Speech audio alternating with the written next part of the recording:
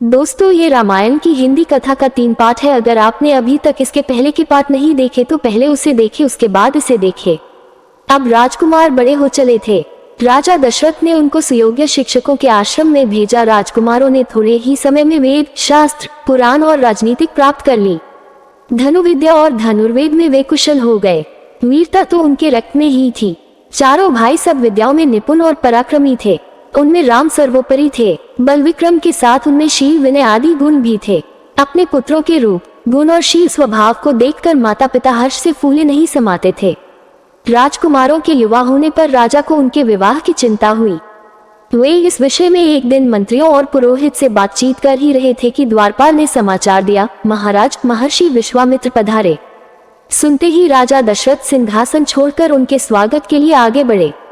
राजा ने मुनि को सादर प्रणाम किया, उन्हें उचित आसन पर बैठाया और सेवा सत्कार से संतुष्ट किया। इसके बाद राजा दशरथ हाथ जोड़कर बोले, भगवान, आपके पधारने से हमारी नगरी धन्य हुई। अब आज्ञा करें कि क्या सेवा करूं? विश्वामित्र प्रसन्न होकर बोले, राजन, विशेष कार्यवश ही आपके पास आया हूँ। हमारे यज्ञ में राक्षस विघ्न डाल रहे हैं। राक्षस राज रावण के 2 अनुचर मरीच और सुबाहु हमें यज्ञ नहीं करने देते। यज्ञ की रक्षा के लिए हम आपके वीर पुत्र राम को मानने आए हैं। मेरे साथ उन्हें भेज दीजिए। आप डरे नहीं, राम की भी इसमें भलाई है। मैं आज ही लौट जाना चाहता हूँ। इतना सुनते ही राजा के प्राण सूख गए। वे गिड़गिड़ा कर विश्वामित्र से बोले, ऋषिराज, यह आपने कैसी बात कह दी? रावण के सामने तो देवता, दानव, गंधर्व कोई खड़ा भी नहीं हो सकता। उससे वैर मोल लेना हंसी खेल नहीं। मेरा राम तो अभी बालक ही है। मैं अपनी सेना लेकर आपके साथ चलता हूँ और आपके यज्ञ की रक्षा करूंगा। मेरे प्राण प्यारे राम पर कृपा कीजिए। बुढ़ापे में पुत्र वियोग से मुझे दुखी न कीजिए। इतना कहकर राजा विश्वामित्र के चरणों पर गिर पड़े। विश्वामित्र रुष्ट होकर बोले, राजन, आपका आचरण तो रघुवंशियों जैसा नहीं है। लो, मैं जाता हूँ। तब राजगुरु वशिष्ठ ने राजा को समझाया, महर्षि विश्वामित्र सिद्ध पुरुष हैं, तपस्वी हैं और अनेक गुप्त विद्याओं के पंडित हैं।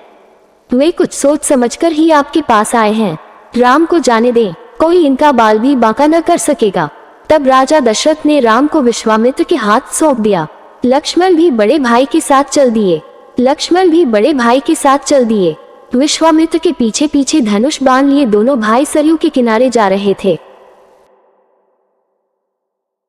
जब वे 3 कोस दूर निकल गए, तब विश्वामित्र ने कहा, तुम दोनों भाई नदी ने आचमन कर मेरे पास आओ। मैं तुम्हें बला अतिबला नाम की गुप्त विद्याएं सिखाना चाहता हूँ। इन विद्याओं के मिलने पर तुम्हारा आत्मबल बढ़ जाएगा और आसुरी शक्तियों से तुम्हारी सुरक्षा रहेगी। दोनों भाइयों ने ऋषि की आज्ञा का पालन किया। विद्याओं के ग्रहण करते ही उनमें नवीन स्फूर्ति आ गई। उस दिन वे सरयू नदी के किनारे ही टिक गए। अगले दिन वे सरयू के किनारे किनारे फिर आगे बढ़े। सरयू और गंगा के संगम पर उन्होंने गंगा पार की। अब वे एक भयानक वन में पहुंचे, जहाँ तय हाथी, सिंह, सुअर दिखाई पड़ने लगे। हिंसक पशुओं की आवाजों से वन गूंज रहा था। महर्षि विश्वामित्र ने बताया, यहाँ से 2 कोस की दूरी पर तड़का रहती है। वो बड़ी बलवती, भयानक और दुष्टा है। उसने अपने पुत्र मारीच की सहायता से यहाँ के जनपदों को उजाड़ दिया है। अब तो यहाँ भयानक वन ही तुम देख रहे हो। आज तुम्हें उसका संहार करना है। स्त्री समझकर उसे छोड़ना ठीक न होगा। श्री राम ने उत्तर दिया, मैं आपकी आज्ञा का अवश्य पालन करूंगा।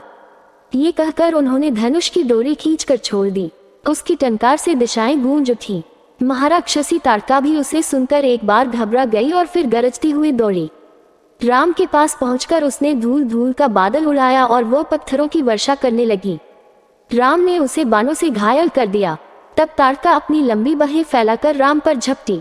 वो अदृश्य होकर घायल कर दिया। तब ताड़का अपनी लंबी बाहें फैलाकर राम पर झपटी। वो अदृश्य होकर फिर पत्थर बरसाने लगी।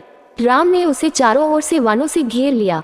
फिर उसके हृदय में उन्होंने ऐसा तीक्ष्ण बाण मारा कि वह हरहरा कर गिर पड़ी।